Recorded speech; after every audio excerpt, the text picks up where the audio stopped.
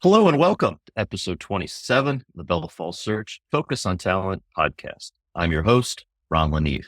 Each week, we share the career stories of tech experts and marketing mavens, operational gurus, and sales leaders to illustrate how they have navigated the non-linear career path. Today's guest is a marketing executive. He got a start at Progressive Insurance in a non-marketing role. And as many of my other guests, he seized the opportunity at Progressive and has gone on to become a specialist in programmatic paid media advertising. He recently took the entrepreneurial jump to a new company focused on ConnectedTV media buying. Please welcome my good friend, Sean Nowlin, founder and CEO of SpotlightIQ. Sean, thanks for being here. Thanks for having me, Ron. Really excited to share your story and really excited to get to the SpotlightIQ story. Can you walk my audience through your career path and really talk about the hows and the whys around the moves you made? Was it serendipity? Was it intentional decision-making along the way? I'm sure it's a mix of both. Those stories I get fascinated by and can't wait to hear about them. Yeah, I definitely have had a non-linear path. Being in advertising and marketing by the very nature of the business, it proves out to be non-linear anyway. And I would say it's definitely been a mix of both serendipity and purposeful decisions. I graduated from St. Ignatius here in Cleveland in 1996, and I went to Ohio University, go Bobcats. But I will say that I majored in having fun there. I spent a few years before transferring to Cleveland State, but wouldn't have it any other way. I met my wife at an OU alumni function after she graduated. She was a year before me. A lot of great friends, a lot of great experiences there. But I came back to Cleveland, started going to Cleveland State, and a friend of mine who also went to OU came back, and he had started working for this company called Fantasia Fresh Juice. It was one of the original smoothie companies based in Chicago. It was a startup. I got some entrepreneurial lessons there, and I started focusing on work and put classes on hold for a bit. Did that whole world in consumer packaged goods operations. I got a real lesson in branding there too. This is a brand new company in a nascent category that pretty much has gone through a huge evolution where not many beverage companies want to sell no added sugar beverages, even though it's all fruit. There's only one left, and that is actually Naked Juice, which is what Fantasia Fresh Juice became. So it was merged with Naked Juice back in the day. Odwalla was in the space from San Francisco. Naked Juice was LA. First Samantha was in the Northeast. All merged, Odwalla, and then Naked Juice were the two left. Did that for a while. Then finally got things together, graduated from Cleveland State in 2007, right at a great opportunistic time before the Great Recession. I was looking for a job, graduating with a marketing degree, a business administration marketing degree, and I ended up at claims at Progressive Insurance. I was just trying to find a job and get into the workforce finally as a college graduate.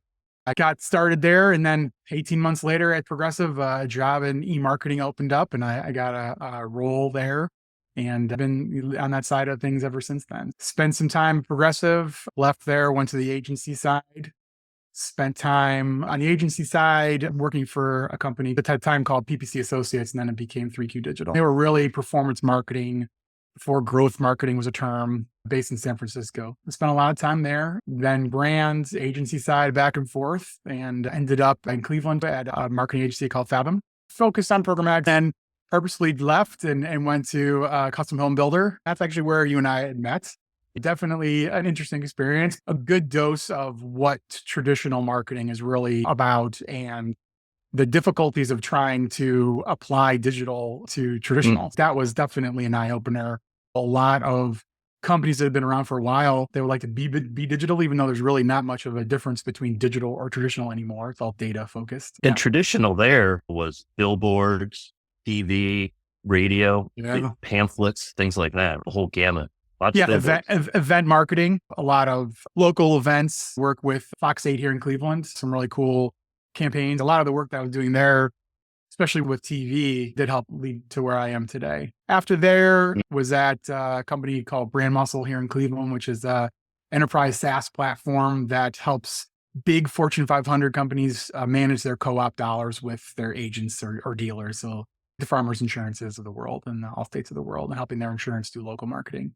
After that, I went to what was at the time called Social Code, which was the social media agency. I actually was the first API partner with Facebook back in the day. Joined there, and about 2 months in, the pandemic started. But we were just be closed for 2 weeks, though. It's just going to be 2 weeks, and then we're all going to, in fact, did a lot of remote work for a while, like we all did. The company went through a rebrand to Code 3. Very interesting to join a company right before the pandemic that went through a rebrand in the pandemic, and all the struggles that came with that, and the downturn in the economy last year. And so I finally made a decision to go the entrepreneur route and launched SpotlightIQ this year. It's still in the programmatic media space, but with focus on connected TV advertising. It's been an interesting route from that time, starting at Progressive till today. I have not had to struggle with putting in applications anywhere, which I know is a very hard thing. I saw a lot of really good people struggle through that and continue to struggle through layoffs. I know that's hard. I would say that every position I've had or opportunity I've had have come from my network. It is a byproduct of a lot of purposeful communication and engagements and relationships I've had over the past 15 years. It comes naturally to me meeting people and getting to know folks. I want to go back to Progressive because I've had a lot of guests on here who've been at Progressive, who've been in non-marketing roles, and now are CEOs of companies and mostly marketing executives. What about the Progressive model led everyone to the opportunities that they're into today? I think that first and foremost, Progressive was an insurance company. They had a lot of firsts, the first.com. Everything they did was rooted in data. And I have a lot of experience with insurance companies. My wife still works for a major insurance company, is an executive there. Everything that she does and works on is rooted in data. I would say Progressive really takes the cake from a data and application of data perspective. And most other insurance companies struggled to keep up with them or kept up with them and did really great things as well. But everything from the product marketing to advertising is all data driven. And Progressive has, in my opinion, probably the richest set of data out there to optimize off of. So especially people in the marketing world who spread their wings out of Progressive, we really learned how data can be an important thing when it comes to creative and when it comes to messaging, not trying to just take shots in the dark. I think that's where Progressive really shone. And obviously having great budget enabled people that work there to do a lot of different testing and have a lot of different exposure to different platforms and partners. So I'd say just the very nature of the richness of the data and the ability to work with a lot of different partners gave people a lot of experience to do different things after they left.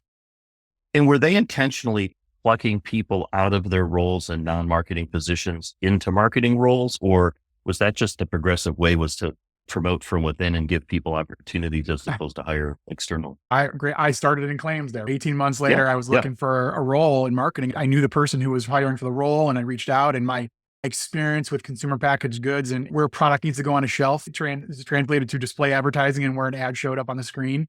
But being there made a huge difference. And they do really move people around there. I know somebody I work very closely with right now started in pricing. Somebody else started in accounting and finance. So they really do get well-rounded individuals. I knew that they do hire outside from time to time, but once you get in there, a lot of people like to stay as well. And a lot of people come back, actually. It's a great company to work for.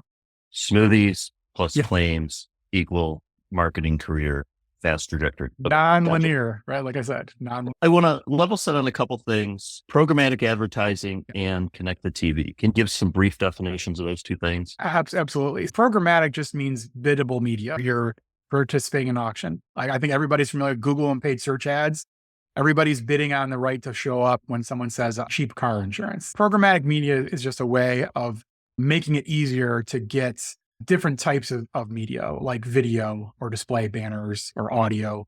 But it really became more about the piping and the infrastructure. So it's just a way of delivering ads to a consumer through technology.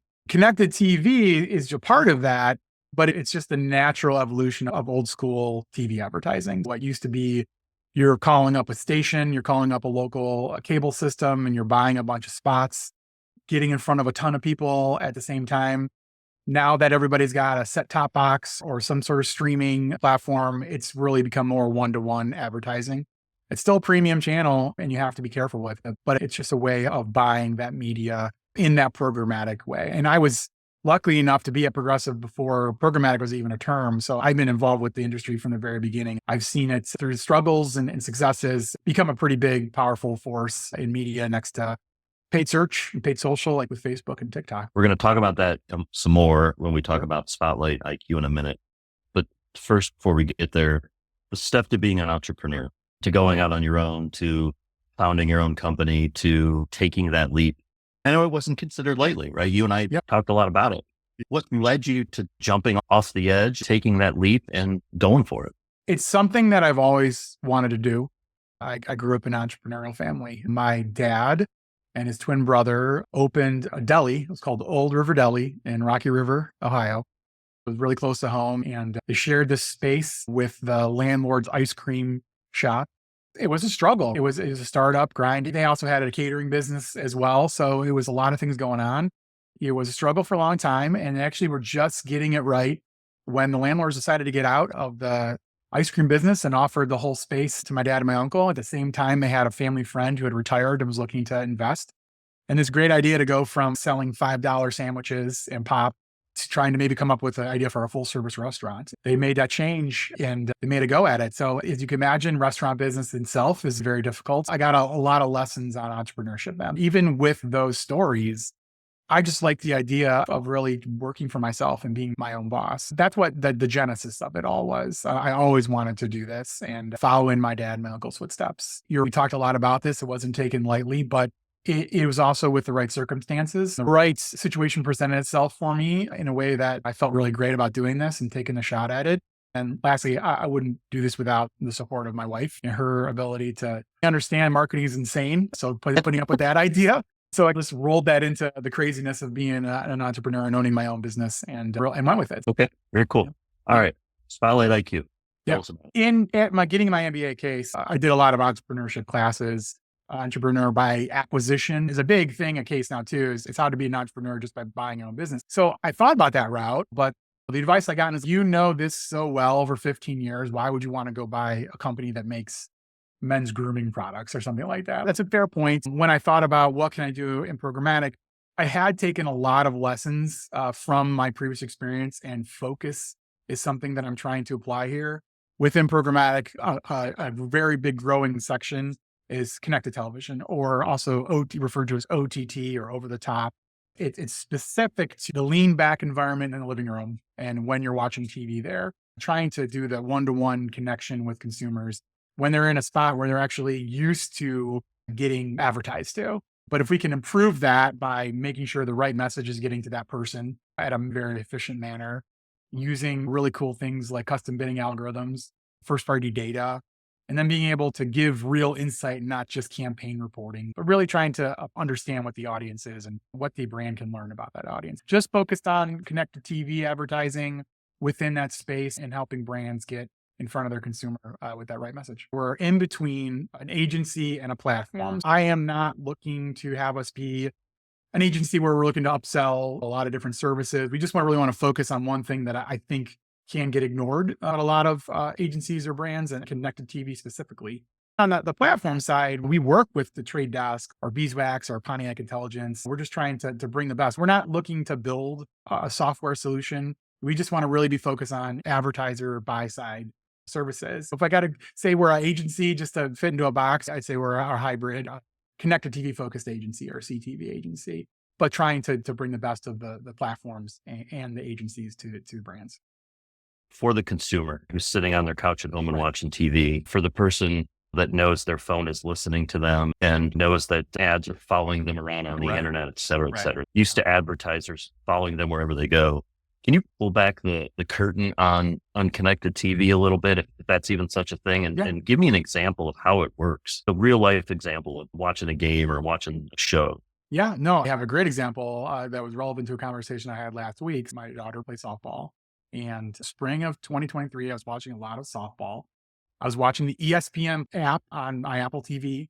I started getting a lot of ads for what was a new campaign at the time for the great company called Great Lakes Brewing Company here in Cleveland. They had just debuted a very heavy IPA called Vivacious. And these ads, I saw them a lot. So I knew that I was being targeted, at least because I'm in Cleveland. And somewhere along the lines, I do have a love of craft beer and bourbon, but somehow I'm probably fitting into that cohort of craft beer fans too.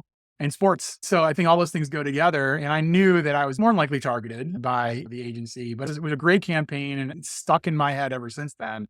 I know that I am also biased to a degree, but I also know that my Gmail account's been free for a reason for 20 years. And I'm okay with the trade-off of free if I'm going to get relevant advertising. I think that's what we're trying to do is serve up relevant advertising. And we work with a lot of different types of companies, CPG, direct to consumer, financial services. Our ideal client is somebody that isn't already a big enterprise, a company that they've got it figured out, but a mid-market brand that's looking to try to do more with their connected TV or take their video on social or otherwise and take it to the next level. Great Lakes is a great example of a mid-market company trying to do something different. And that would be an example of a relevant connected TV advertising that I found personally good. And I like to see, especially supporting local. I agree with you. And again, the other point there is that you and me could both be watching that softball game and getting different ads on TV, correct? Yeah, absolutely. You still have ESPN selling those spots direct. At that time, Wilson Sporting Goods could have been an ad we both would see. But yeah, knowing that you're at Bell Falls, you might have been targeted with something specific to recruiting in the B2B space. I definitely know that I have been as well. I've been retargeted by platforms that I can use because they know that I visited their site, but and relevant to me, not totally creepy. I understand everybody might have a different opinion, but I do think though that there are concerns about privacy.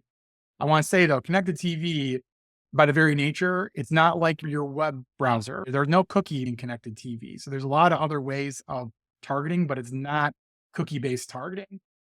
But I would say that, yes, there's a concern about privacy and what companies are doing with your data. I think that is very important. We want to be very transparent on our end also. But again, this is the economic model of the internet. So it's like, there's got to be a trade-off or you're going to pay for everything. And I don't think everybody wants to pay for every little thing that you're using right now. I've come to grips with it. And I do think a lot of consumers also okay with it to a degree. How was the beer? The beer was very good. The beer was very good. One at a time though, it was very heavy. All right. So moving on, as it relates to college students and those entering the workforce soon, especially those thinking about getting into marketing, what I've seen through a lot of the curriculums that they go through, I don't think a lot of emerging graduating students fully understand all of the opportunities in marketing and the chances to specialize versus be broad, et cetera. What are your thoughts around current state and future state, and predict a little bit on your suggestions on where somebody should focus? I know that we live in this world, especially after the pandemic, where so many things still are remote. People want to be more remote than in the office, and companies are pushing back. Companies are forcing employees to come back 5 days a week in some cases. But I think for me, my point of view starts with college. There are a lot of people that will say, is college worth it? I think this idea that you don't have to go to school and you don't have to do all these things can make an impact on somebody's career. Because you go to school, you take classes that are interesting to you, you're working with people. You're working with good people. You're working with people that might have personality conflicts. And I think that's an important way to start off your training is going to school and learning to deal with people. It is very hard for someone to come from the bubble of living with your parents and in local school mentality, and then going out, graduating the degree and being in the workforce. I think that's important. So whether or not you decide to go away to school or you go to a commuter school, whatever, the time you spend there, be more social, do more things, and not just from checking boxes, but just from being able to get used to working with other people. I feel very strongly about that. I feel like I want my kids to go to a school, go away and learn more about life in general. So I think that's important to start. I think that there is no one route to come to marketing, especially in the digital realm. I think I came to this place from my experience working in consumer packaged goods and operations. You're talking about delivering to grocery stores at 4 a.m. That is a whole different world than being behind the screen here and planning CTV campaigns. But it is a culmination of a lot of real world experiences. Do not shy away from participating in things, especially in college or recently out of college.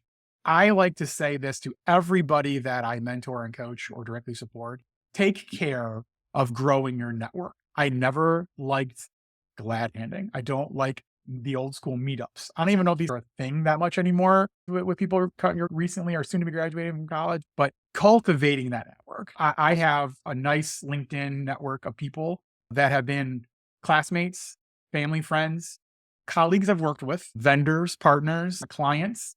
I've really spent time almost on a one-to-one basis, with a lot of people understanding who they are. So meeting people and cultivating that network in an organic, true way helps lead you down that path. Experiences are important, and your network, starting with high school even, is super important to cultivate. Any predictions on the future of marketing? What's coming next? What's the hottest trend? I am really amazed with the pace of innovation in AI, especially since ChatGPT was announced. Last summer, we saw hilarious videos made. I don't know if you ever saw the famous beer commercial, which is just a bunch of really weird looking people laughing and holding very strange beers with four hands.